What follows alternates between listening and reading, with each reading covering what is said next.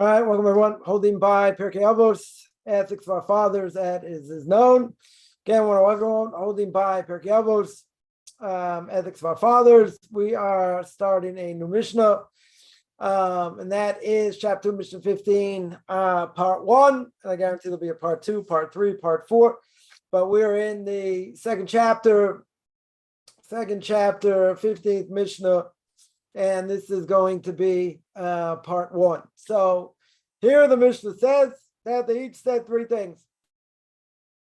Rabbi Lezer says, let your fellow's honor be as dear to you as your own. Do not anger easily, right? That's the first thing.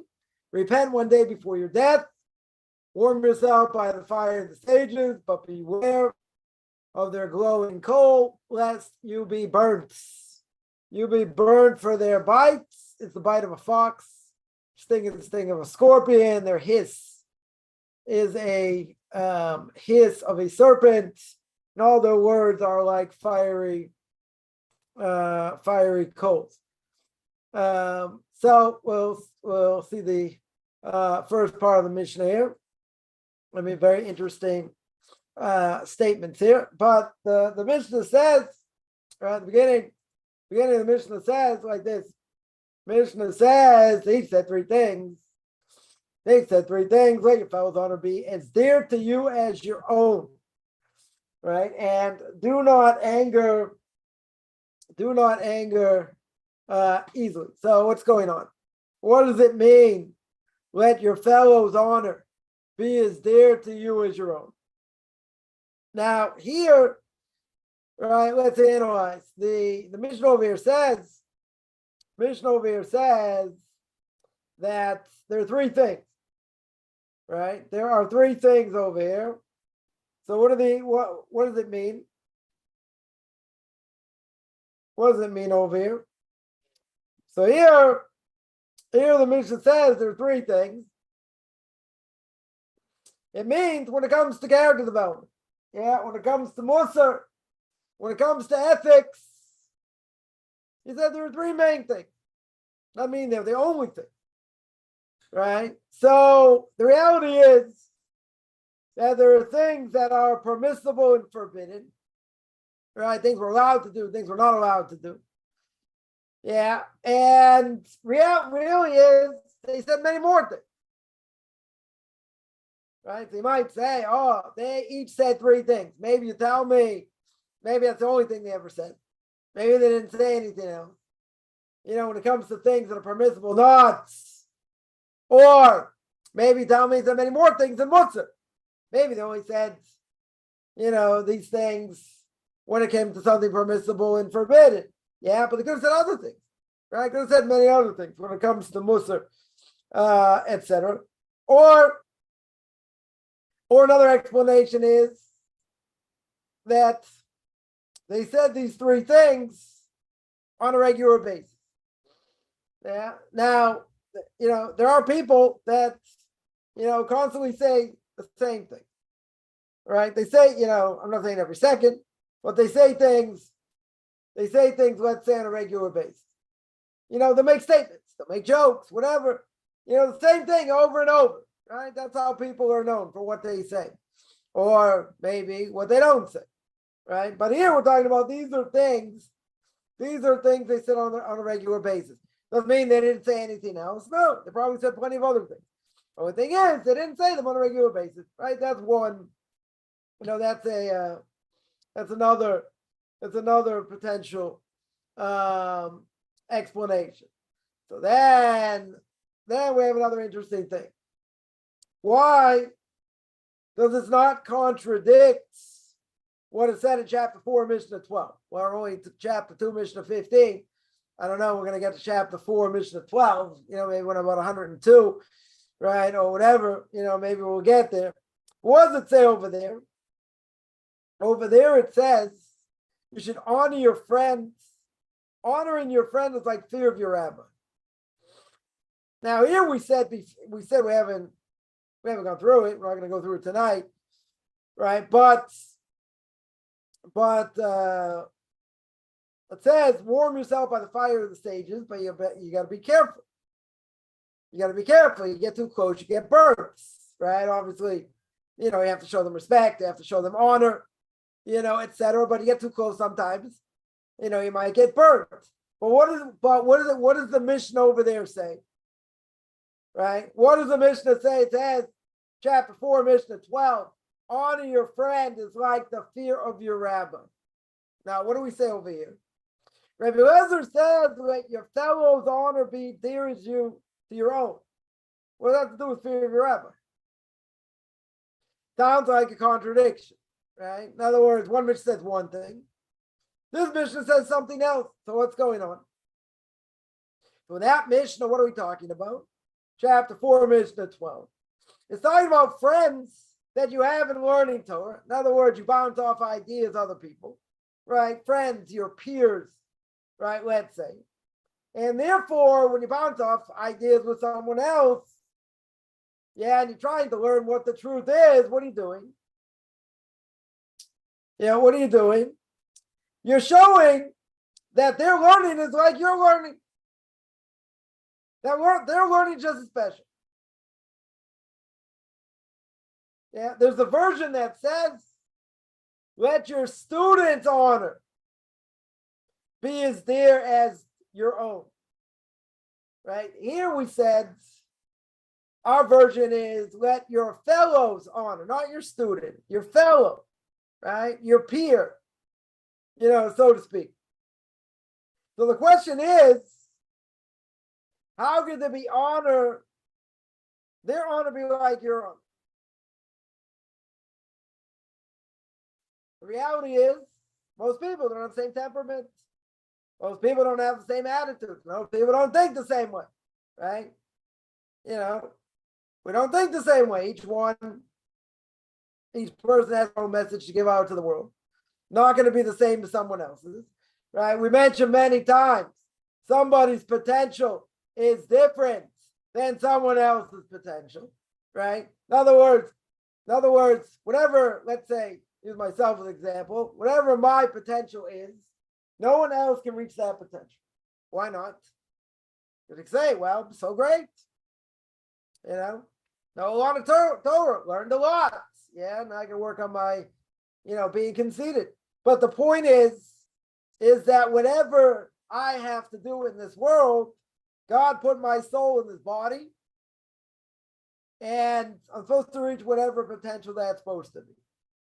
Can anyone reach my potential? We don't have the same, the source of our soul may come from God, but it's not the same. Just like each person's face, body is different, even though, bodies are more or less the same. I mean, men's bodies, women's bodies, 5 fingers on each hand, a head, legs, arms, etc. Okay, physiologically, men and women are different. We mentioned many times that could mean spiritually they're also different, that we're not the same. But each person, bottom line, has a unique message in the world, right? They have a unique purpose in the world. Not everybody, or let's say better, nobody is going to have the same potential as someone else, right? They go through different things. They have a different soul structure. They're, a lot of different things over here. So therefore, whatever a person's potential is, no one else can help you reach it. What people can help you, get that potential, reach that potential. But nobody is going to be able to reach the same potential as you. Because we're all different. We're all giving different messages. How do I know what my message is? What I'm supposed to be doing in the world? Oh, that's a good question. Yeah, that's a very good question. How do I know what my potential is? We don't. Essentially, nobody knows what their potential is. But the question is, you want to rest on your laurels? No. Like King David says, we're in this world 70 years. If we get strength 80 years, everything over that's a bonus. So that means can't waste time. A lot of things we need to do. A lot of things we need to potentially fix up. That's what our soul's doing here. Right? We're most likely reincarnated souls. If we're reincarnated souls, we have what to fix up in this world, even though we may never know what it is. Right? So a person will ask, how do I know? If I'm really here for a purpose, and I have to fix something up that, didn't get fixed up before, and my soul's a reincarnated soul, so what do? How do I know what it is? Right? So a great rabbi once told me, again, it's not foolproof, by any stretch, but said it could be. What that means is, think of something in your life that is the hardest thing for you to do. Some people might be to show gratitude to others, to thank others. Other people might be, I don't know, giving charity. For others might be dressing modestly, whatever it is. But this thing you'd rather take glass and cut out your eyeballs with it. We won't get so gross here. Yeah. It's something that you would never, ever want to do. You'd never, ever want to do. It sounds like an impossibility for you to do. Now, it could be. Could very well be. That's what you're doing here in this world to fix. Again, is that the only thing? Not saying it's the only thing. I said, this is what I heard, one explanation. Possible explanation. I'm not saying it's the explanation. Yeah, but it's not going to be something that easy. In other words, God, our soul's not going to remember in this world what it's doing here. We won't know. But if God would make it so easy, what would be the point? Right? The Ramchal says, we mentioned many times, in path of the just. And he says in Derech Hashem as well, in the way of God, what are we here in this world for? We're here in this world to toil. We're here in this world to struggle.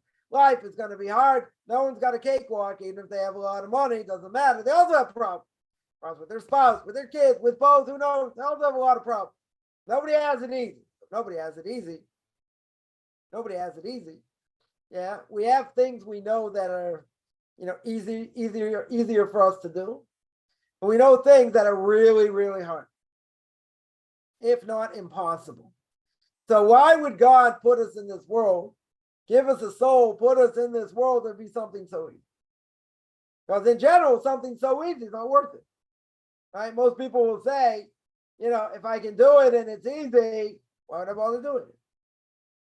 Yeah. If I know something is easy, would I do it? Depends what it is. Right? A person masters something. Right? Just somewhere on Friday. And Rubik's cubes here are very big. They came back again. I don't know if they're big in other parts of the world also. I mean, they were big when I was growing up. So, you think about Rubik's cube. So let's say person knew how to do it. You can mess it up and the person can do it in 2 minutes, 3 minutes or whatever it is. Yeah. If a person mastered it, unless you're in competition and trying to, win prizes or who knows what, trying to do it, right? If a person can do it, it's no fun anymore. The challenge is gone. The problem is, imagine you're playing Sudoku, you're doing a jigsaw puzzle, you're doing crossword puzzle. What's the worst part of all these things? They have the answers in the back. So actually you have to, it's not so hard. Why? Because most people, if they get stuck, what do? They look at the answer. For better, for worse. Right? Because they want to get it done. They don't want to struggle. Right? They totally don't want to struggle. Right? So, okay, they'll think about it a few minutes. Maybe they'll come back to it. Right? They'll go on to other things, see if they can, do things around it. And get some letters, let's say, try and figure it out that way. So let's say you got a bunch of letters, still can't figure it out. Yeah, eventually, some people will look it up. They'll look at the answer. Yeah, if it's something so easy, people won't do it because it's too easy. Yeah, so it's good to struggle. Struggling, you have a puzzle in front of you, whatever it is, you got to think. A lot of people don't like to think, right? I remember, there's a statement many years ago: 1% think, 4% think they think, 95% rather die than think. They don't want to work hard. People are lazy. They don't have the answer. They'll go to Rabbi Dr. Google. Right? They go to Google, and say, okay, Google, what's the answer? And hopefully Google has an answer. Yeah, but essentially we're lazy. We don't want to, we just want the answer. We don't want to struggle. We don't want to rack our brains. See, Torah's not like that. Torah definitely not like that. Yeah, because it's a constant battle. It was funny, Friday night when I went to pray in between Kabbalah Shabbos and the evening service. So whatever, two people near me were whatever talking about something they were learning. And one guy was giving over something, and he says, he's telling this guy, listen, I can't say this 100% true. Right. So I learned this, a number of years ago, and my memory's not as good as it used to be, or whatever. I don't remember 100%, whatever. So, he said, like, take what I say with a grain of salt over here. So we're going back and forth, trying to understand, this, whatever it was. Right. So something like that, okay, you can say like this, you can say like that. How do I answer this? How do I answer that? There are answers. Not going to say not that you have great, early commentators, later commentaries, deal with a lot of things, a lot of questions and this and that. Sometimes people don't like the answers. Some people have questions on the answers. Yeah, there could be difference of opinion. You could have the Rambam say one thing, you have the Ritva say something else. The question is, okay, they don't agree. They're trying to answer up the same question, more or less, but they don't agree. So why don't agree? Why don't they agree? So you say, come on, you have this all the time. You have one rabbi says like this, another rabbi says like that. So how do I know what to do? How do I know, practically speaking? They're arguing about this and that. How do I, practically speaking, because it comes on the code of Jewish law. Code of Jewish law says this is what the halacha is.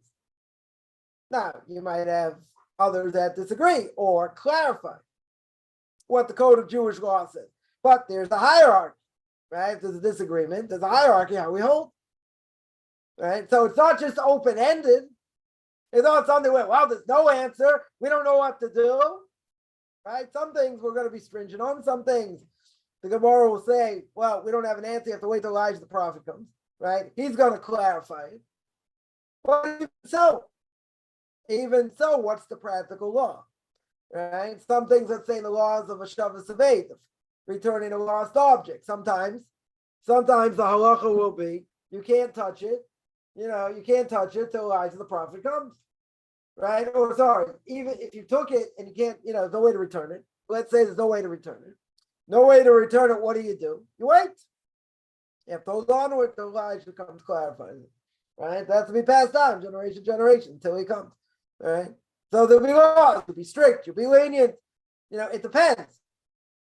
Either rabbis in every generation will clarify. Okay. Right? Even if that's true, we don't live in the world of ideas. Ideas, yeah, you go back and forth. This one said this, someone else said something else. It doesn't stay in the air. Have to be practical ramifications. Right? Even, there's some things we can't do today. Sacrifices, purity and impurity, this and that.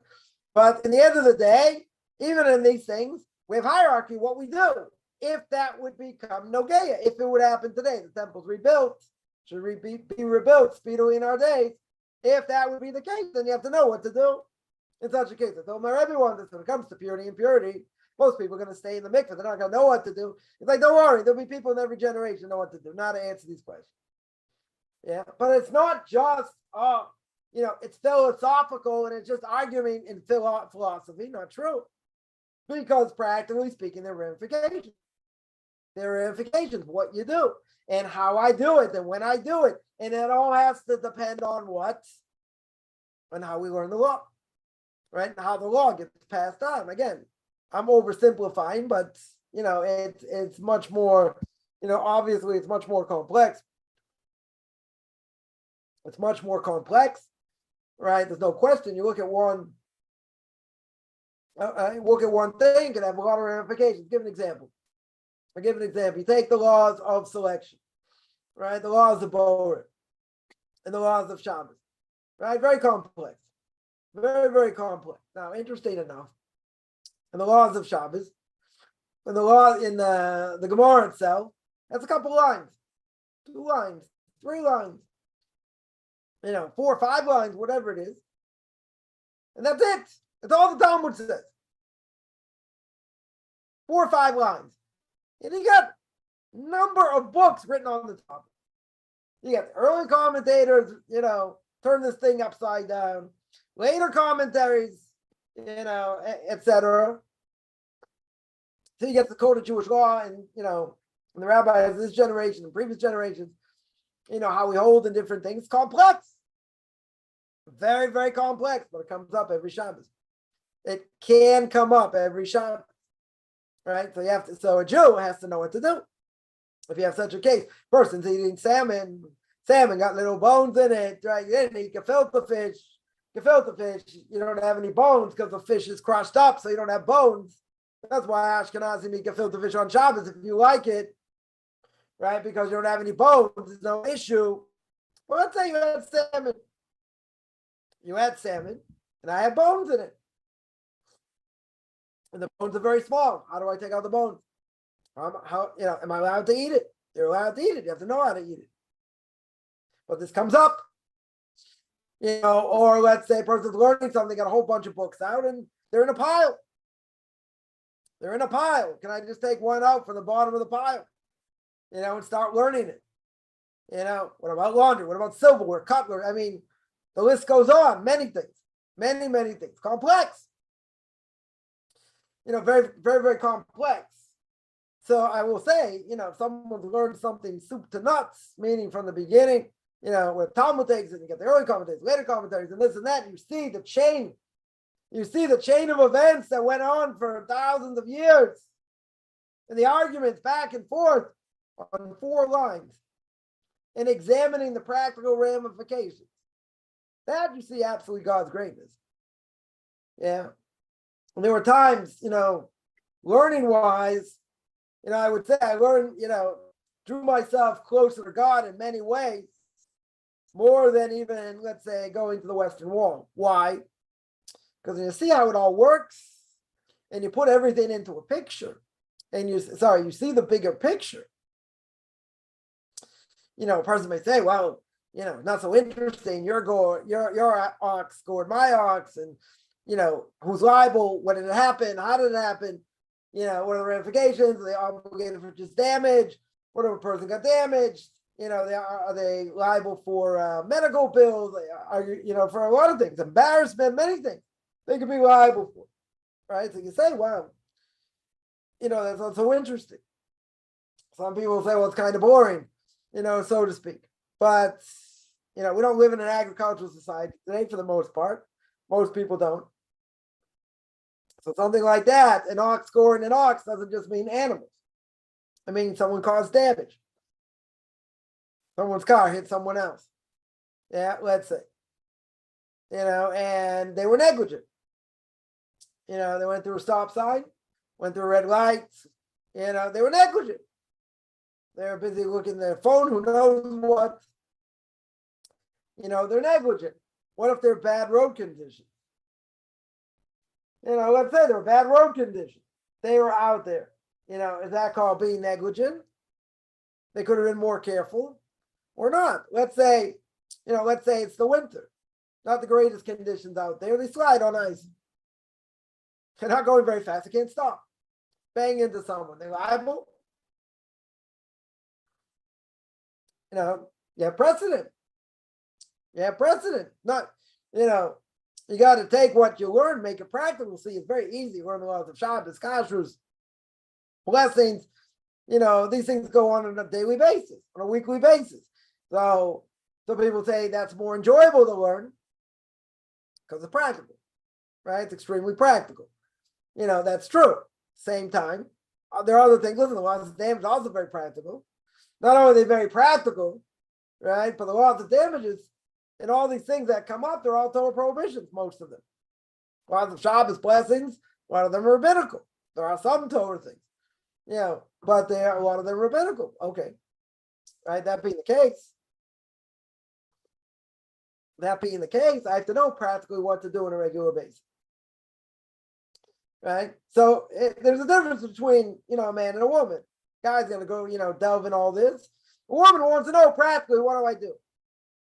Practically, is it permissible or it's not permissible?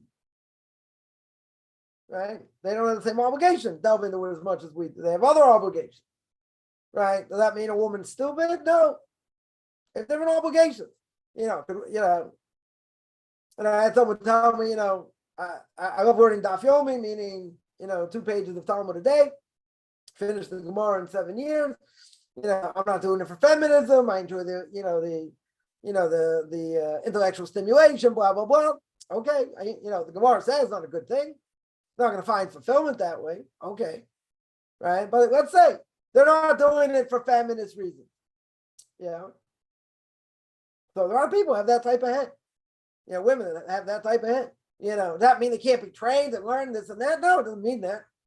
But it's interesting. I would just say, on that, not about inferiority. There's, women have different obligations, but I would ask tongue in cheek, right? Like this person said, I'm not doing it to be a feminist. Okay. They enjoy the stimulation. They like the intellectual stimulation. Very good. Right. The only thing I would say is the bar itself says that's not good for a woman. Right? It's not good for a woman to do, period. So I would say, tongue in cheek, you're so into it, you get this intellectual stimulation, but the same thing you're learning, they're telling you it's not good for you. Yeah, we'll make a big distinction.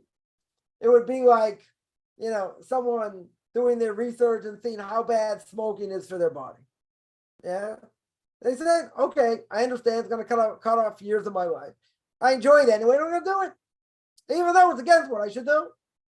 Right? Well, they're exactly the same thing. There's more problems with that because tobacco companies put nicotine in. That's why they got sued up the gazoo, right? A number of years ago.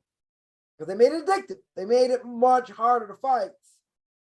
They put, they put it in the body, this nicotine, so a person would crave it. And the more, and the more they did it, the more they crave it.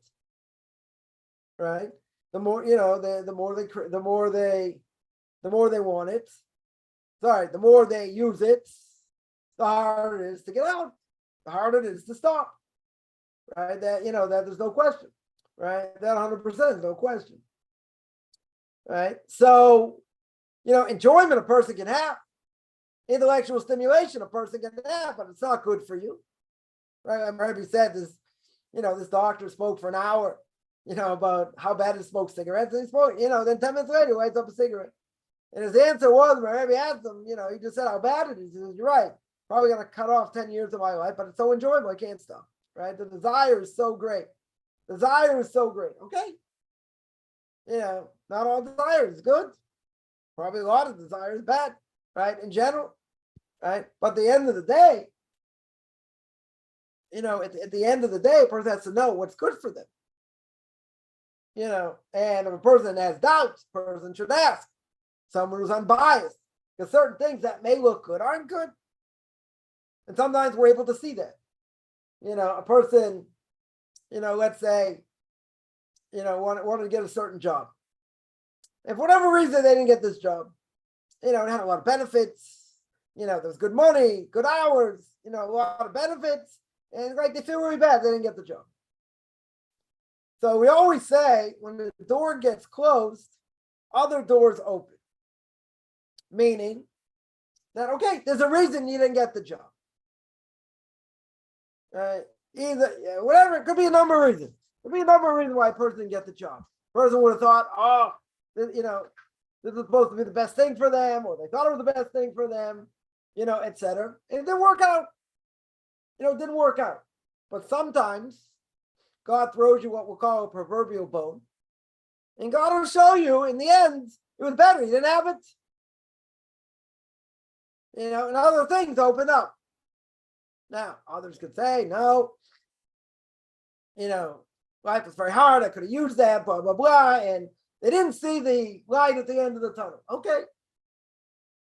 Yeah. Does that mean there isn't? Does that mean God doesn't have a plan for everyone? No. It just means, first of all, we're living in a world, especially during this time, during the 3 weeks, we just benched Rosh Chodesh today. The new month is going to be Wednesday. Right, it's going to be Tuesday night, Wednesday of the month of Av, the 9 days, starting the 9 days, the most intense morning, etc., where we're not going to drink wine or eat meat except on Shabbos, can't wash clothes. I mean, very, very intense. Very, very intense. Can't bath, bathe in hot water for enjoyment. So it's very, very intense, for Jews during this time. What's my point? We're living in a world of Hester b'toch Hester Poni. God's hiddenness. The Meraglim, the spies cry, and they failed that test, thinking that they wouldn't be able to inherit the land because of these giants who were like grasshoppers in their eyes and blah, blah, blah. So God, so the Gemara says, you're complaining about nothing. You're complaining about nothing. You're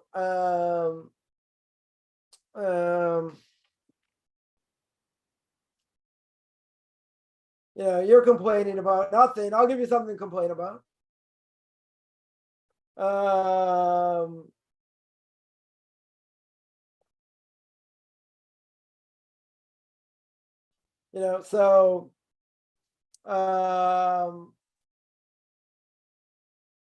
give you something to complain about. So what does God do? Essentially, what does God do? God says, you're complaining for nothing. I'll give you something to complain about. That's what I'll give you. I'll give you something to complain about. What did he give them to complain about? What did he give them? What did he give them? Tisha B'Av. Destruction of the temple. When did that happen? On the 9th of Av. You're going to say, what's the connection? That's not the topic for now. Right? What's the connection between their screaming out, quote unquote, for nothing in God's eyes and the punishment of everything they've done? Right? To this total destruction. Right? The total destruction of the temple and exile and all that. What do we see? We don't understand. I mean, the Talmud says, gives us reasons why. Potential reasons why. I.e., Lashon Hara, Sinas Chinam, right? Speaking badly against others. Speaking badly against others. And unlawful hatred. Right? Those are pretty bad. Those things are pretty bad. So, we have reasons. We have reasons. Gemara also says because, the rabbis at that time didn't make a blessing over the Torah before they learned. Very hard to understand. Right? We can understand that the divisiveness, speaking badly against others, and unlawful hatred. That we could hear. That potentially we can hear. But look at the destruction. Gemara says either 4 million people died, 40 million people died, 400 million people died. Now, some would archaeologists argue, come on, that number's too high. There weren't that many people in the world at that time. So it could be, it's just an exaggeration, but meaning that a lot of people died. A ton of people died. We understand that, the way they died. They walked to Babylon, anyone got out of line because they were tired or whatever, they got hacked to death. The utter destruction we can't even understand. The only thing close in our minds is what? The Holocaust. So I recommend people to read books on the Holocaust on Tisha B'Av. That's the closest thing we have to destruction. Or doesn't matter, on Tisha B'Av, before Tisha B'Av. Right? This is a good time to read to feel like a piece of dirt what went on. But I didn't do it. Maybe my soul was there, I don't know, but I didn't do it. Yeah, so the Gemara says any person who hasn't seen the rebuilding of Jerusalem is as if they destroyed it. I said, what do you want from me? Only one person. All right, that's not the topic. Yeah, my point is God's ways are totally hidden. They're totally hidden.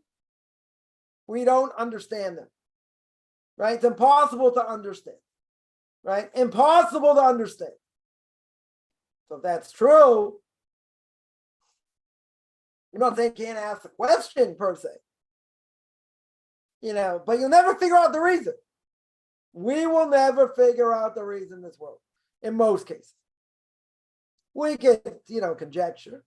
We could think we may know what the answer is, maybe. Maybe God will throw us his bone, so to speak. Maybe he'll enlighten us, maybe. But in most cases, we don't have a clue. We don't have a clue what's going on. Right? So a person has to realize that whatever's thrown our way, we're here to struggle. We're here to toil. That's what we're here for. That's what we're here for. So back to that. What's the difference between what's going on now in our Mishnah? Let fellows honor be as dear to you as your own. Do not anger easily. What about Mishnah chapter 4, Mishnah 12? Honor your friend like the fear of your rabbi. Seems to be contradiction. Right? Seems to be a contradiction. Right? Seems to be a contradiction. So there it's talking about friends you have in learning, peers, like we mentioned. In that, you should have respect for them, respect for their learning. That should be as honored as your own learning. Yeah, the problem is, though, we have another version. The other version says that your student's honor should be dear to your own. We don't have the same temperament. Not everyone thinks the same. Some people are more stringent, some people less stringent, some people have, I don't know, other philosophical ideas about things. I'm not saying that they're forbidden. Right? Not saying at all that they're forbidden. So the question is, I could see if your peers, you can respect their learning like your own. Yeah, but what did our Mishnah say? It says, let your fellows' honor be as dear to you as your own. There's another problem. Another more basic problem. And that is, there's a statement that a person, when they're married, they should love their spouse more than themselves. The guy should love his wife more than himself. Now, things that we wouldn't do for ourselves, right? All you guys out there, things that we wouldn't do for ourselves, for our spouse we should do, right? Regardless whether, we think it's a good thing or not or whatever. Regardless, we should get out of our comfort zone and do things we don't want to do. I'm not saying it's against halacha, it's against Jewish law or anything else, but we don't want to do it. For ourselves, we wouldn't do it. Okay, so there are times the person should do it, even not for yourself. You got to think of your spouse, what your spouse wants, not just what you would do. Because it would be up to us, we probably wouldn't do it. But see, there's a problem with that statement. Or let's say better, that statement needs further clarification. That statement needs further clarification, right? So what that means is that's saying I have to love my spouse more than myself. The question is, nobody loves anybody more than themselves. Nobody. Person can be the most selfless person. They can have all the humility in the world. Nobody loves themselves more than anybody else. The Gemara comes along and says, but for all you men out there, you marry a woman, you got to love her. You got to take care of her more than you would yourself. Kind of hard to understand. Faith value. Right? Not so easy to understand. That's what I would say. Right? So here we're saying, let their honor be as dear to your own honor. Right? In other words, their honor should be like you. In other words, whatever honor you would expect, or whatever you get, or whatever you think you deserve, or whatever the case is, should be like theirs. Should be just as much as theirs. Just as dear. Their honor should be just as dear. Yeah? The person would say. But who thinks like that? We want to honor someone like we'd honor ourselves. Right? What greater honor would you want for someone else than you wouldn't want for yourself? You would want for yourself more than anybody else. You want someone to just, get as much honor as you? Or more? You got to say, come on, that's vanity. Why would a person think that? Someone has seemingly better kids than you. Someone seemingly, I don't know, they make more money than you. They're prettier than you. They have all these other things going for them that you don't have. Yeah. So you want them to get as much honor or more? So a person's going to say, is that even possible? Of course it's possible. Because everything comes from God, right? If everything comes from God, we understand everything comes from Him, then what? And what do I have? I got to realize whatever someone has, so God wants them to have. For any number of reasons, right? Doesn't matter why. God wants them to have it. Yeah, so why would I be jealous? Why, as the Chofetz Chaim says in duties of the heart, and Shar Muna B'tachon, the gate of belief and faith in God. What is he old? He says we get upset, things happen, we don't realize it comes from God. Everything emanates from Him. So someone causes us damage, just like the person hits a dog with a stick. Dog runs after the stick, not the person wielding the power. So if that is the case, we do the same thing. We do the exact same thing. Yeah, so why would I be jealous of anyone else? Shouldn't be jealous of anyone else. The one who's truly jealous, or let's say better, the Mishna Pirke Avos will get there when I'm like 97. Mishna Pirke Avos says, Mi Washer, who's considered rich, Samech B'chelko, happy with what they have. There's no reason to be jealous. They have no reason if someone gets more honor than them. Right? They have no reason to think, oh, why is the person getting honor? Why are you getting more honor than me? Yeah, you don't work on that. Yeah, there's jealousy. Who had more honor than Haman, who had more power, who had more money. So you say, oh, he's a non-Jew, this, that, forget it. Right? You're right. He doesn't have Torah mitzvahs. Doesn't believe in God, doesn't believe in the supernatural. And one person wouldn't bow down. Mordechai Yehudi would not bow down. Yeah, destroyed him. Totally destroyed him. What about on the honor, glory? No one had more honor than him. Nobody. Right? Tell somebody like that. Tell somebody like that honor is going to be dear to you as your own. No way. You won't be able to hear it. They should be more honored than me. Right? That's what killed him. Because he went into the king early in the morning and he's going to curse out Mordechai, and that's what his wife said. Don't even let the king speak, just curse him out. And what did the king say? Who would you want to honor? What kind of honor would you think is the best honor? And he's got the biggest ego in the world, or ego as we would say here. In Israel, he's got the biggest ego. And if he's got the biggest ego, what? He says, honor? Honor? Who's going to honor? Who do you want to honor more than me? That killed him. That was the beginning of the end. That was the total destruction. Right? That was the beginning of his end. Yeah. So destroyed. It can totally destroy. Honor, desire, jealousy can take a person out of this world, the Mishna says. Pirke Avos. So I have to understand. I have to work. And if a person gets honor, it's being brought down. Many have said if a person gets honor in this world, then you're losing something in the next world. You're losing part of your mitzvahs in the next world. Now, isn't it true? Isn't it true people deserve honor if they really deserve it? Great rabbinic scholars. They deserve honor, no question. But if they take a little bit of the honor to heart, they could lose out as well. That's why, great rabbi walks in and people sing and dance and this and that, in front of them, like, comes to that, doesn't want to lose doesn't want to lose the other mitzvahs in the world to come.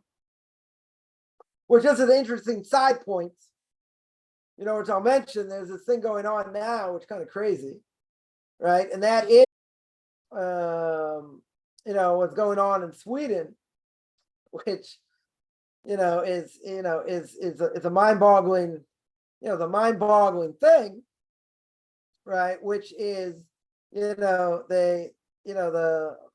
police, someone want to ask police permission, to burn a Torah scroll.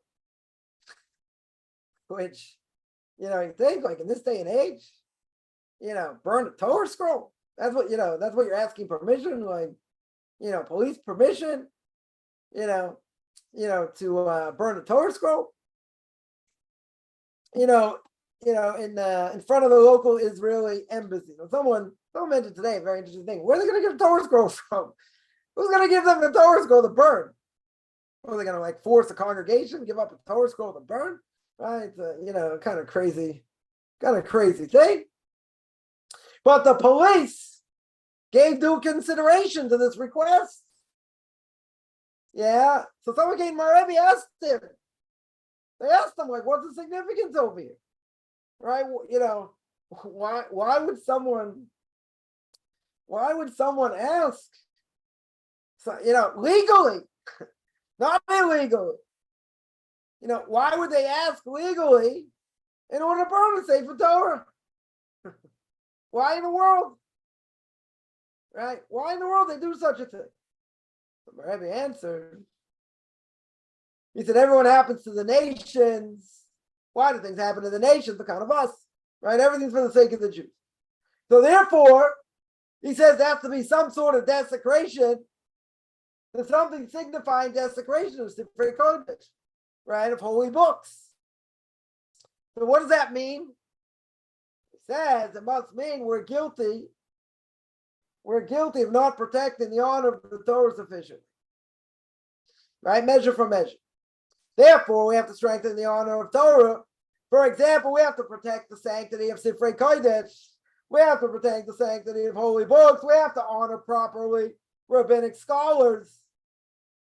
And in particular, he says, refraining from any lashon hara against Talmidei Chacham, against rabbinic scholars. He says measure for measure. In other words, these non-Jews want to sit there and destroy, a Sefer Torah, and they want to burn the Sefer Torah. So what's the message for us? You're going to say, well, they're anti-Semites, bunch of liberals, right? One of the more liberal places in the world. True. So, but the problem is we don't say things happen for no reason. Everything has a reason why it happened. We're not necessarily privy to the reason, per se. Rabbi is giving one possible explanation. They want to burn a holy book? A holy Torah scroll? So that means we must not be treating Torah properly, or Torah books properly, or rabbinic scholars who represent Torah books properly. I said that's measure for measure, right? That's you think about it. We know in history, the Talmud's been burned, synagogues have been burned, Torah scrolls have been burned. Okay. Our enemies came and did it against our will. This is not even a question against your will. They're asking permission. They're not going in and burning down synagogues. God forbid. They're not doing that. Their desire is to take a Sefer Torah scroll and burn it legally. Yeah. And the police gave due consideration. Imagine. Let's think about it. Let's think about it now. They've had cases. They've had cases where they wanted the right to burn the Quran, burn the New Testament, whatever. Seemingly they're allowed to do it. I would say, just not getting into politics, at all. I would just say that, if you go so far to burn, let's say Muslim books, their Quran and other things, that would be, I think, hazardous to your health. Now, I'm not saying they don't deserve to be burned. I'm not going to say that. Yeah, it's heresy, right? It's all heresy. New Testament's heresy. You can throw it in the garbage. You can burn it. It doesn't matter. As long as someone else isn't going to use it, even though Islam we hold is not idolatry, right? 100% it's not idolatry. Nonetheless, they believe in one God. Okay. So they're better in the sense that they believe in one God. Fine. So they believe in one God. Yeah. But if their book goes against the prophecy of Moshe Rabbeinu says in the Torah, in the book of Deuteronomy, which we're going to start next week, you can't add and subtract to the Torah. If you can't add and subtract to the Torah, what's going on? How can I, Islam's a different religion. It's a made-up religion. Yeah, so that book is heresy. Do I have a right to burn it? I could. If I had it in my possession, destroy it. I have absolutely right to destroy it. Yeah. Would I do it in front of people? Would I do it in front of Muslims? No. Would I put it out there that I did in front of them? No. I'm not saying you can't. I'm just saying it might be hazardous to your health. That you don't have to go that far, right? You don't have to be that blatant. But I would say if a person wanted to do that and they're going to make a big stink about it and this and that, there's going to be hell to pay. I'm not saying it's right. What's going on in France, what's going on in Belgium, and potentially other places in Europe. You come out against these people, do something, even they had a right to kill the person, let's say, and now they're like destroying the country. It's like you're walking on eggshells. Totally walking on eggshells. I'm not saying, you let them do whatever they want, and certain things. I'm just saying you don't antagonize them. Right? I'm not talking about what happened. I'm just saying, in general, one of the claims against Rabbi Meir Kahane, Shem Yikam Damo, God should avenge his blood, right? He was well ahead of his time. But people looked at him as a fanatic, as a zealot. They banned his party from running in the Knesset, Israeli Knesset. But at the end of the day, what did the great rabbis of the generation say? Right? What he's saying isn't not true. Right? What he's saying is true. But what's the problem? You don't go and start with the nations. In general. In general, you don't start with them. There's no reason to start with them. We believe we're right. I should be able to ram it down their throats and this and that. You don't start with them. There's no reason. You're putting your life and other people's lives in danger. Even if you're right. Right? Even if you're 100% right in what the Torah says. I'm not talking about sticking up for Torah, protesting against different things. I'm not talking about that. I'm talking about when you're starting up to start up. There's no reason to. If there's reason to defend yourself, defend Torah, okay, then you're allowed to. Not saying not, but you don't start up with them there's no reason to. All the more so, I would say, a lot of these people are, absolute fanatics. Look what happened to Salman Rushdie. Yeah, anyone remembers who Salman Rushdie is? Yeah, look what happened. Came out, wrote this thing against Islam. He's been in hiding ever since. They threatened his life, his family's in hiding. Not a good way to live. If the right people found him, think they kill him and cut him up into 100 pieces? Of course they would. I don't think they wouldn't even think twice about it. Thinking doing the biggest mitzvah in the world. Yeah, so he made he made fun of Islam essentially. Even if it would be, let's say, even if what he said is 100% true, and he puts out a scathing attack against him, this and that, even if he's right, who said you're supposed to do it? You're allowed, again, you're allowed to call it out, you're allowed to say it's heresy, this and that. I just be careful, do it in public. How much you should do it in public. We know what the truth is. You want to start up with a bunch of crazy people, that could put your life in danger? Why would you do it? You got a death wish? Okay. You say, well, God will protect me. God will protect you, if a person goes out and it's not an imminent danger, or there shouldn't be an imminent danger, okay. But if a person walks in, well, we'll say here in Israel, a person walks into an Arab village, you're as good as dead. They may lynch you. They very well could lynch you. Yeah, and there are signs, they open up Arab villages, no Jew should come in here. Yeah, whether it's right or wrong, doesn't matter. Yeah, you go into an Arab village, you're as good as dead. So a person wants a death wish, go ahead. Go drive in an Arab village, see what happens.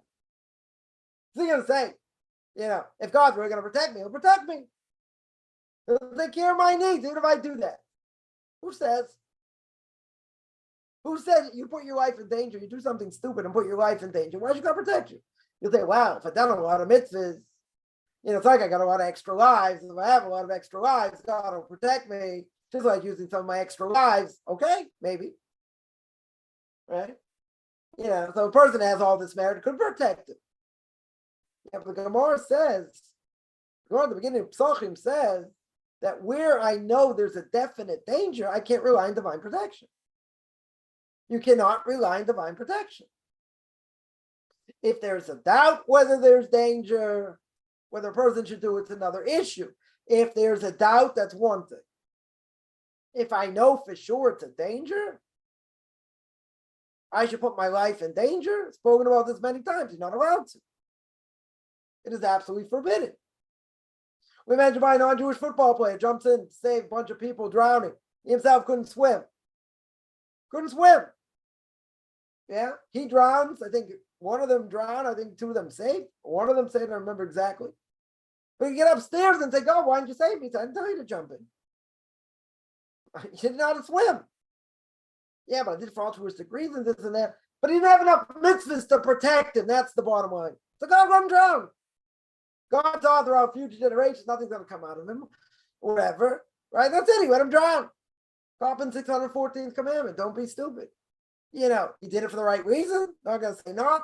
Give him the benefit of the doubt. He jumped in to save someone. Okay. How can you jump in to save someone if you don't know how to swim? Someone sent me something where, a guy's at a water park. Yeah. He's going on this, I don't know what it was, some sort of zip line or something, going into a pool or whatever it was. Yeah. The guy didn't know how to swim.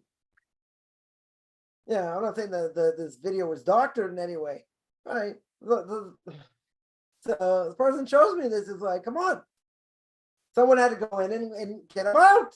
It wasn't a young kid. It was a young adult. It won't look like a young adult anyway. It could be in his teens. I don't know. I don't know how old this person was. How do you go to a water park? How do you go in the deep end of a pool or get dropped in the deep end of a pool, whatever, you don't know how to swim? For the fun? For the fun, because it's 100 degrees, and you want to stay cool and this and that. So you go to this water park. Okay. So you stay in an area you know how to swim. You don't get dropped in an area you don't know how to swim. So they show this thing where this guy's like flapping around. Someone goes in and gets him out. I mean, I need to give commentary on that. That's insanity. I can give you 100 reasons why the person probably wanted to do it. Right? Most of it has to do with the weather. Okay. Yeah. But you should only, it's like telling a little kid. Yeah. You only go in as far as like your ankles, unless you're with someone else. You watch them. Guy goes in the deep end, don't know how to swim. Well, you know what's going to happen? He's going to drown.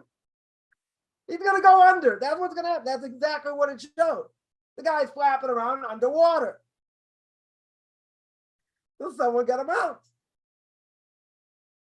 Can't make this stuff up. I got plenty of material, just stuff that's out there. Everyday stuff.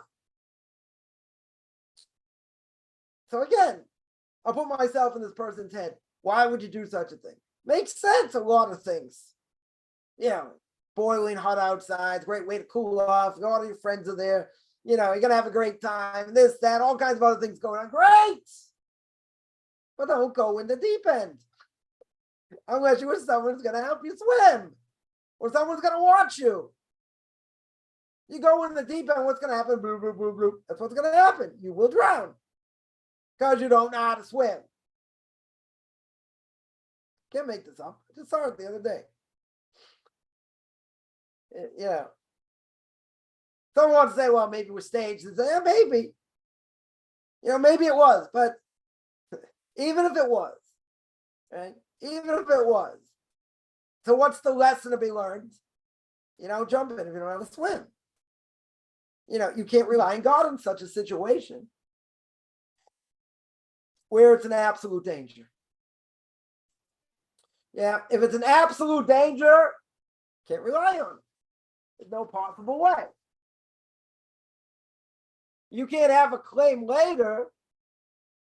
You cannot have a claim later and say, hey, What's going on?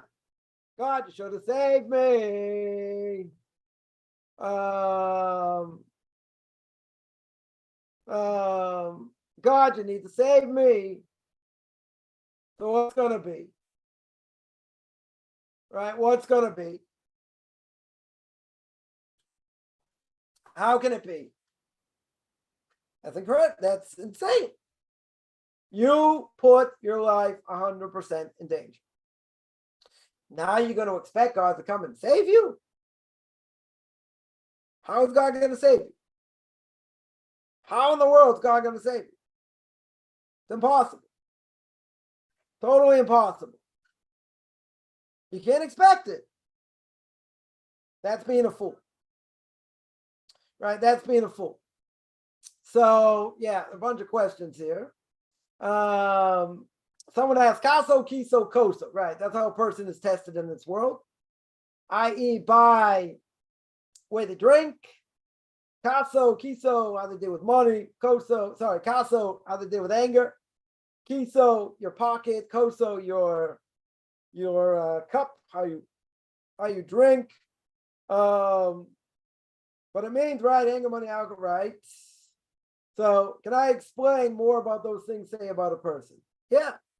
Think about it. What the Talmud says, right? That's how you judge a person. Why these three things? So the Gemara says, kas, anger, is one of the worst character traits a person can have. One of the worst. Yeah, but everybody has anger. Sometimes more, sometimes less, whatever it may be. But the reality is like this: that the Gemara says, even if the pit of Gehenna was open, in front of them, they won't repent. That's how bad their anger is. Anger destroys. And people can get, there are different levels of anger, and different levels of anger in each person. Sometimes, let's say someone says something to you that's obnoxious. Okay, you let it go. Right? Second time someone says something, you let it go. Third time, you're getting a little more annoyed, but okay, you let it go. After like the fourth, the fifth, the sixth, the eighth, the 10th, the 20th time, you get tired. You get tired of hearing things. Right? Now, again, the person could be, let's say, they got other things going on in their life. They're strapped financially, they got, health issues, they got family issues, they got all kinds of other things. Okay, their defense is way, is way down over here, meaning they don't have the ability, to deal with things because of all kinds of things going on. Sleep deprived, good thing, right? Good example. They're tired. So when a person's tired, they don't react the same way as when they're more awake. Heat, right? Heat could affect a person negative way. They're just, whatever, they're very hot, can affect in a negative way. But, I would say like this, that the Gemara says that, I think the Mishna Pirke Avos says that when a person is angry, don't speak to them till the anger subsides, because they're not themselves. They lose control. Right? Why is anger so bad? Because it causes a person to lose control, totally lose control. So the idea is that the Gemara says, even if the pit of hell was right underneath you, your anger wouldn't subside. You hear, you can sense what's going to be there. You don't change. That's why anger is so bad. Right? You lose control. Right? At any time in a person's life, God doesn't want you to lose control. He does not want you to lose control. You can say, but what if there are a lot of things going on at the same time? And a person can't handle things. Okay, so you got to learn how to deal with it. But God does not want a person out of control. Can a person really get out of control? Sure. Then what God wants? No. That's why anger is so bad. That's why anger is so bad. The second thing is kiso, your pocket, how you deal with money. Also tells a lot about a person. Right? In other words, They can be people very nice, very pleasant, this and that. But when it comes to business, comes to other things, you can't trust them, right? In other words, a lot of these laws we mentioned, a lot of these laws, damages and in in business, a lot of them are Torah prohibitions that unfortunately some people are not so careful with, right? Be that as it may, when it comes to money, people do funny things.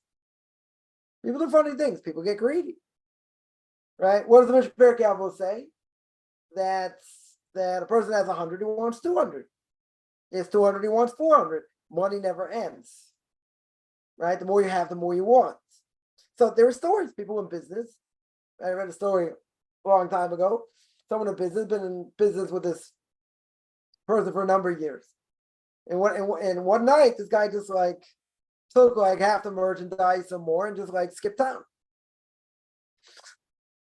Left the guy with nothing, just debt. And skip town over here. You're gonna say, but he was in business for a number of years, this and that. Okay, so what happened? Got greedy. Maybe he had a better offer somewhere else, gonna start somewhere else, whatever it is. And guess what? He ended up stealing from this person. I'm not gonna say how common it is, how not common it is. People get greedy. I saw it when I was involved in real estate. I was a middle person, finding undervalued properties, and making deals between buyer and sellers.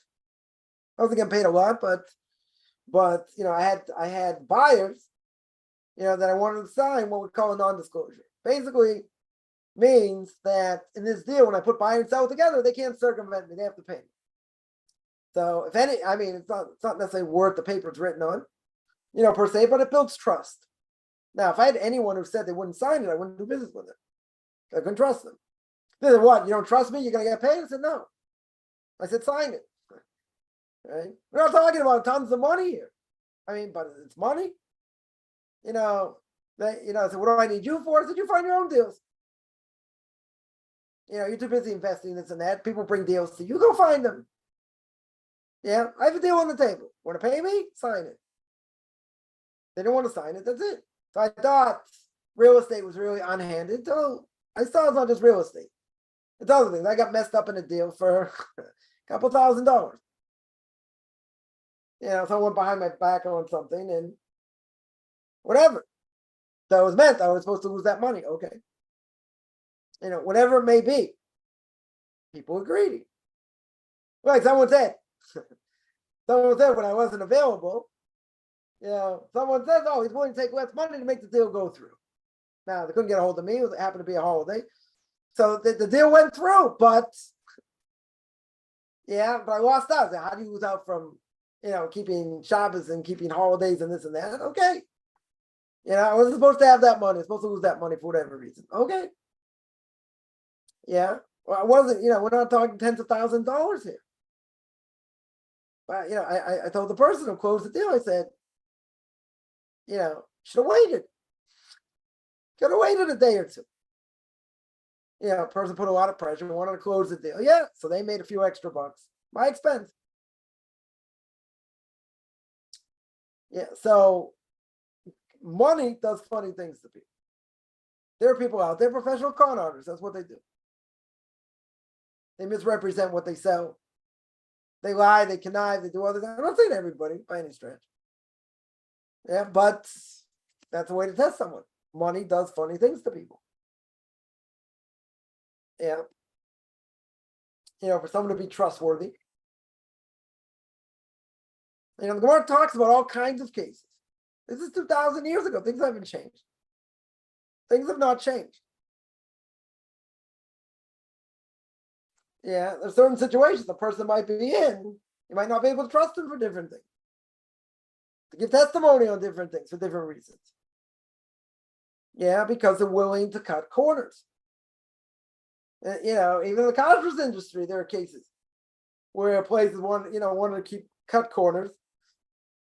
They end up selling non-kosher stuff to Jews because they want to save money.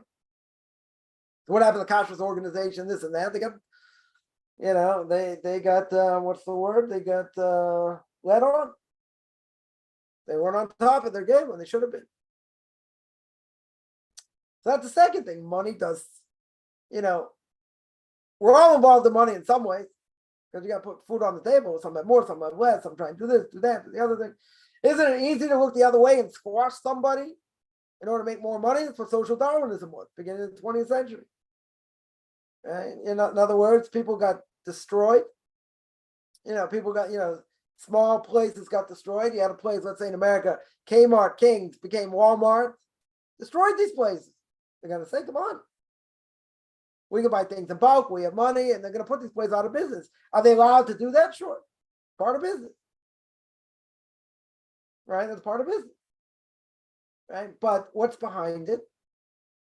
What's the idea behind it? The idea is that, they want to make money at the expense of others.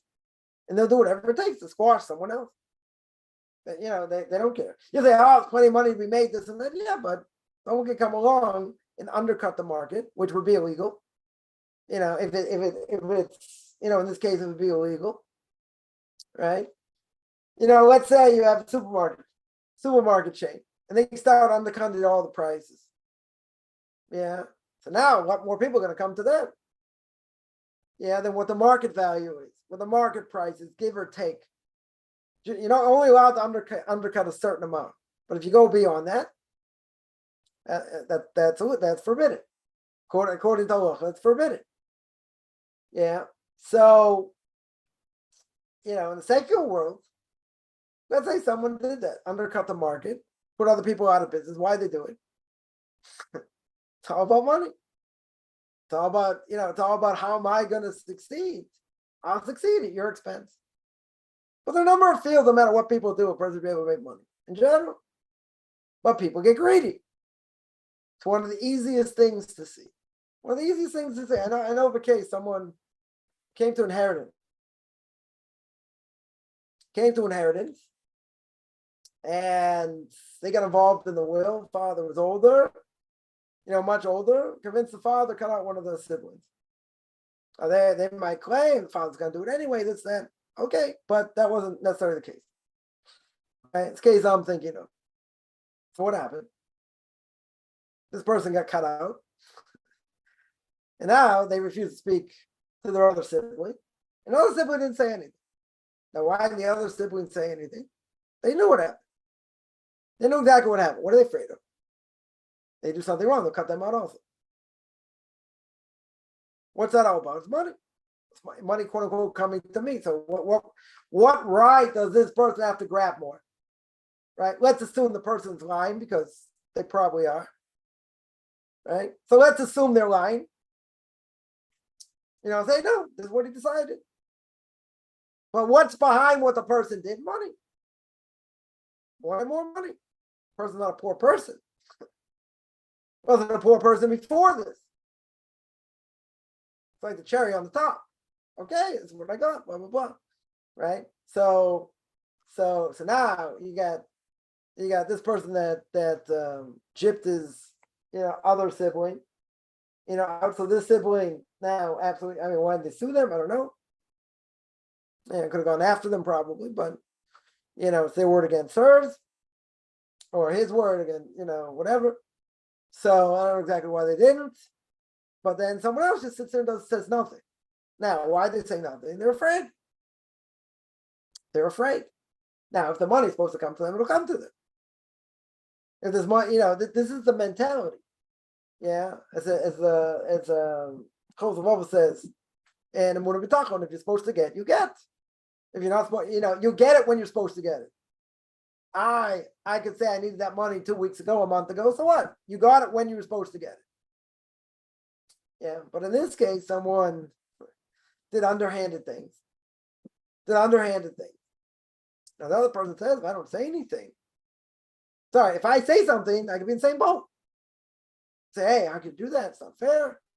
They could say, well, I'm not going to give you your money either. Could also doctor short. So the person was afraid. What are they afraid of? Where's integrity? No, it's about money. It's about having more money.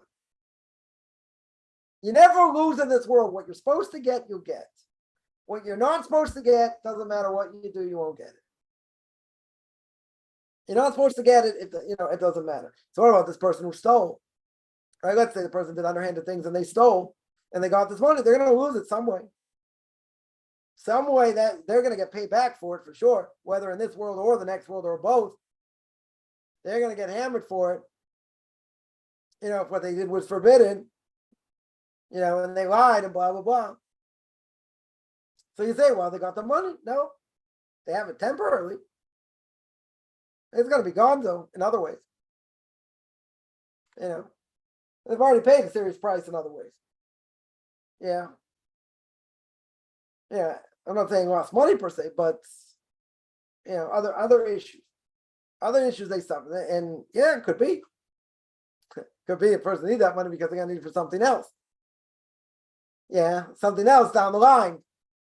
If it's true or not true, doesn't matter. But, they made such a claim, we're going to need X amount of money for something. Okay. Yeah. So in that case, what happens? So they lose it in other ways. But just because you got it one way doesn't mean you're going to keep it. That way doesn't mean you're going to keep it. One thing I learned from a TV show, winners never cheat and cheaters never win. Right? Nice moral. Right? A nice moral idea. They're not going to change, they'll lose out in the end. They may look like they got it now.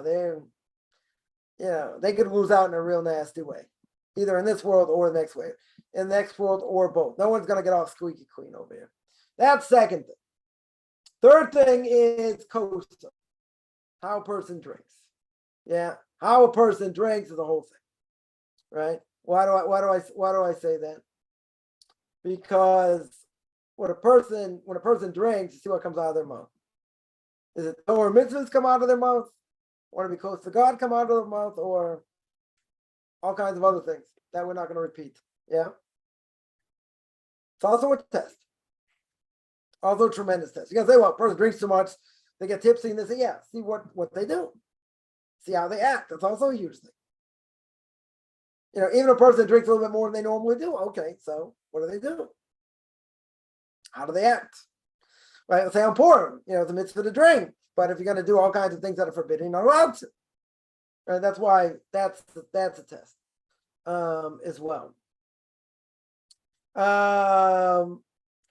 Somebody asked, at what point does anger become a sin? Anger is always a sin. Yeah, there's one case. Case is person has to discipline a child.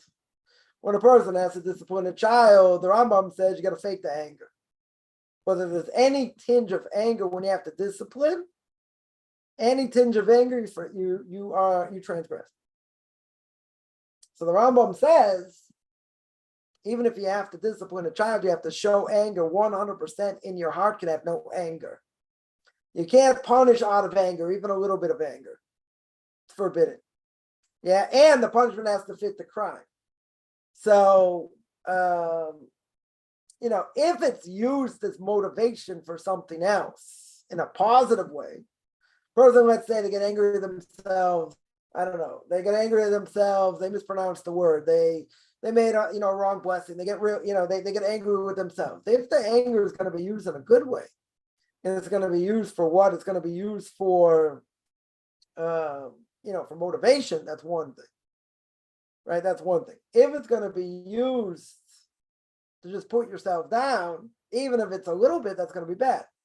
Right? That's going to be, that's going to be bad. Does that go for any other sin? I'll tell you, the Orthodox Tzaddikim and others, the way of the righteous, brings down in the gate of Gaiva, being conceited. So the Orthodox Tzaddikim there says that is the base of all bad character traits. Even a little bit is bad. Yeah, because he says that he's not the only one. Others say it as well, right? So it's not even like you go to the middle path in such a thing. You go to such an extreme where you shouldn't have any conceitedness at all. Shouldn't have any semblance of conceitedness at all.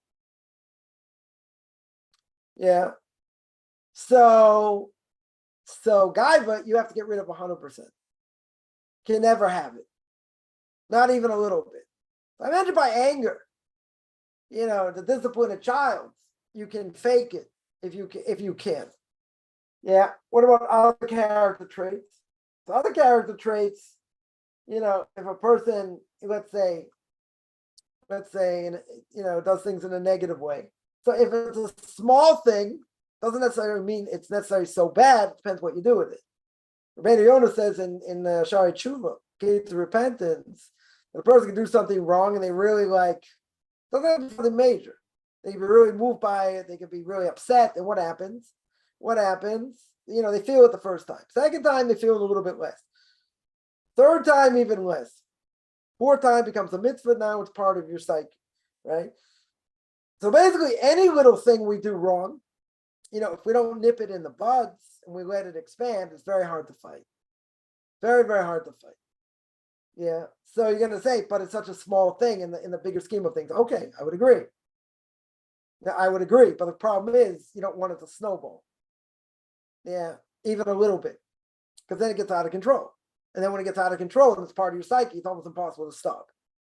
Right? So you can say that by any transgression. You can say that by any transgression.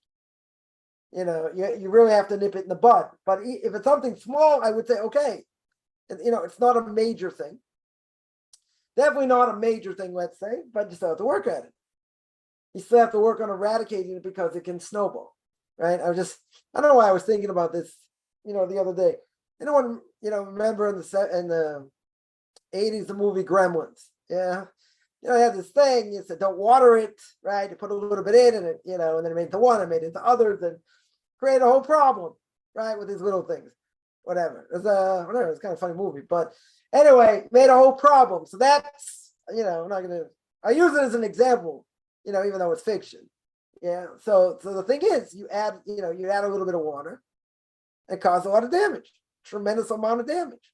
Oh, but it's only a little thing, right? And the advice that was given, do what you want with this thing, but just don't add water, right? Don't add any water. You add water, you're in trouble.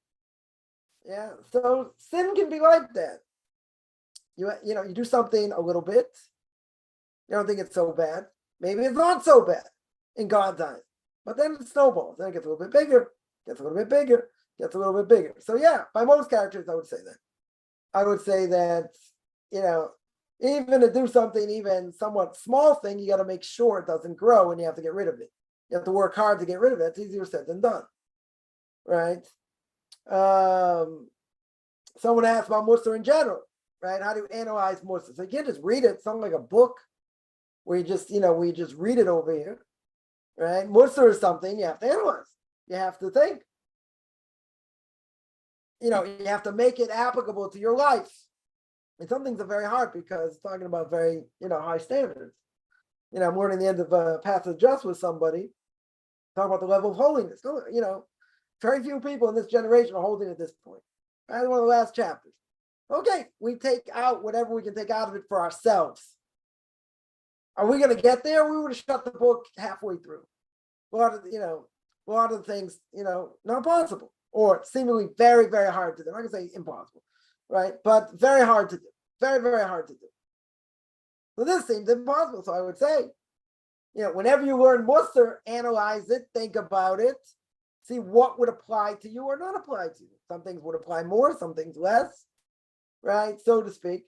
But, you got to get the idea of what's going on and then think about it. It's just like right before Yom Kippur. You go through all the al-chaitz, all the things that, that we read about what we sinned. Speaking Lashon Hara and cause other people to go astray and this and that. You got to look at the list before Yom Kippur, think, what applies to me? What applies to me? How can I, and if I did anything wrong in this realm, how do I fix it? You're going to make it real. You learn the severity of sins in the fourth gate of Shari Tshuva, get repentant. The third gate, it's a third gate speaks about it. The severity of sins. Yeah, some things are only a negative command. Some things you get malchus, you get whipped. Some things, you get spiritually cut off. Some things, you get killed by the Beis Din. If there was a Sanhedrin today. I mean, there are severe things, less severe things, so to speak. And a person, let's say, I'll give one example. There are certain positive commands. Let's say a person put on tefillin. A Jew didn't put on tefillin when they're supposed to put on tefillin. So the Shari Tshuva says, all right, Rabbeinu Yonah over there says that there's no positive command if a person didn't do it. It's not dependent on resurrection of the dead. That's pretty severe. 100%, it's pretty severe. I didn't put on tefillin today. Okay, I'm not saying you were sick or onus. You didn't put it on because you were lazy, let's say. On the day that you're obligated to put on tefillin. That's dependent on resurrection of the dead over here. No mitzvah is not dependent on that. They're going to say, okay, so you didn't do it. Oh, big deal, you didn't do it. Yeah. Rabbeinu Yonah says, yeah, it is a big deal. It's like all what do you call it? The resurrection of the dead dependent on that. I mean, you can repent. I'm not saying you can't repent. Big deal, no big deal. I didn't eat matzah on Passover. Oh, yeah, it is a big deal. It has to do with resurrection of the dead, all these things. Positive commands you didn't do. I'm not talking about negative commands or more severe prohibitions. You didn't do it for whatever reason. I want people Lashon Hara, 31 prohibitions in one shot. Doesn't matter if you're entitled to do it or not. Yeah, different thing. Think about what these things mean. You get scared out of your mind. Scared out of your mind. You won't want to sin at all, but we're human. We make mistakes. You got to take what the Musar says and then break it down. How it applies, what it means to me today. That's what you have to do. It's a hard thing. You can't just read it. Read it. Think about it. Think about it. I think you need Kabbalistic attention, but you have to think. You have to think. Someone asks, those killed Midianites, babies and children in heaven, because they were sinless. No one's sinless.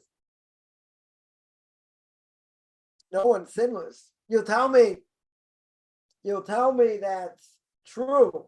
Babies born, they're not punished, if they are, let's say, they're mentally challenged, or whatever the case is. Let's say, you say, that baby's punished because of sin. It's not sin. Sin only starts at the age of 13 to the age of 20. Yeah, so it can't be sin. It's got to be something else that went on with their soul. Yeah. So God gave a command. He says, these people are so bad, you wipe out all of them. Men, women, children, doesn't matter. You'll say they're guiltless. They're not guiltless. It's a divine command to wipe them out. If it's a divine command to wipe them out, does that mean they're sinless? No. What about Amalek? Same thing. God gave a command, wipe them all out. Men, women, children, everybody. King Saul thought he knew better. He left the king alive, shacks up with a woman, ends up coming out of Haman comes out later. He thought he did the right thing for whatever reason. I don't want to get into it, but he thought he did the right thing. God gave a direct command, wipe them all out. They're all bad because they're going to grow up to be bad. So you nip it in the bud. 100% you nip it in the bud. Yeah, but we don't understand that. I can say, little kids, what are they going to do? Because they're going to grow up to bring up this heresy. I can say, but Amalek's not around today. We don't know who Amalek is. You're right. Some say the Germans in World War II were part of Amalek. They were Amalek. We don't know who they are, but guess what? What did they bring to the world? You know what Amalek brought to the world? Atheism. Hatred of God, no supernatural. They still exist. Does that still exist today? Yes. Alive and kicking. Right? Very much exists. Would it have been better to wipe that out, be a more godly world? Who's going to disagree with that? No one's going to disagree. Nobody will disagree with such a thing. We live in an atheist world today, in general. Get all the Bible numbers, people claim to be religious, whatever. It's an atheist world. That's what we're fighting today. We're fighting this view of Amalek. God gave a direct command to wipe that out. And we are facing that day in and day out. So we have a command, when we read it before Purim, to wipe out Amalek, to wipe out that idea, to cling to Torah and mitzvahs, to bring that to the world. Okay, right? But Amalek's not going to get destroyed. That idea is not going to get destroyed until the Messiah comes. So we still have to try, still have to work hard. But at the end of the day, guess what? That idea is still alive and kicking. So whatever King Saul thought, it's cruel. It's cruel. I'm going to leave the leave the animals alive to make sacrifice. God said wipe them out. You know why? Because Rashi says they could use kishuv, they could use what's it called? They could use sorcery, change themselves into animals.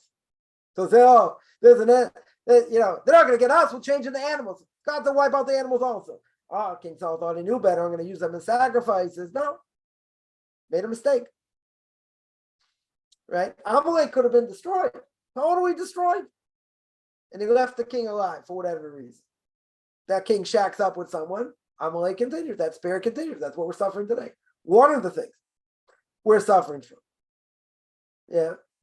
So when God gives a direct command, we may not understand it fully.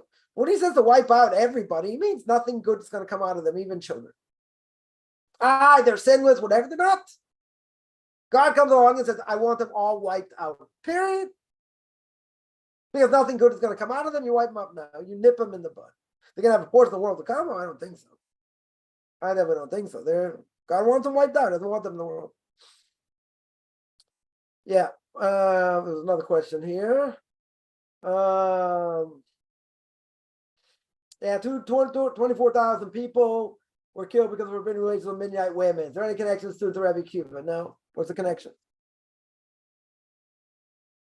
I don't have any direct connection. Yeah, they're totally different things. One is they committed immorality. For Rabbi Akiva, they didn't show respect one for another in Torah.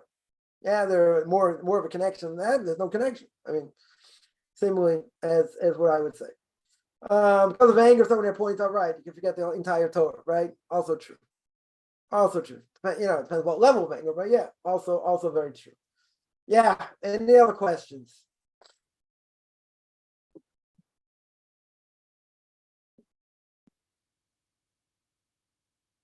All right, I'm going to stop here. I will make one announcement. Mention this on Thursday. I'm going to mention today. I'm going to put up in other places that I am contemplating doing one-on-one spiritual coaching for Jews, non-Jews, right? No hides, whatever, interested in dealing with it's not going to be therapy by any stretch, but Torah perspective, how to deal with things in life, whatever, problem, character traits, family, parnasa, livelihood, what do you call it?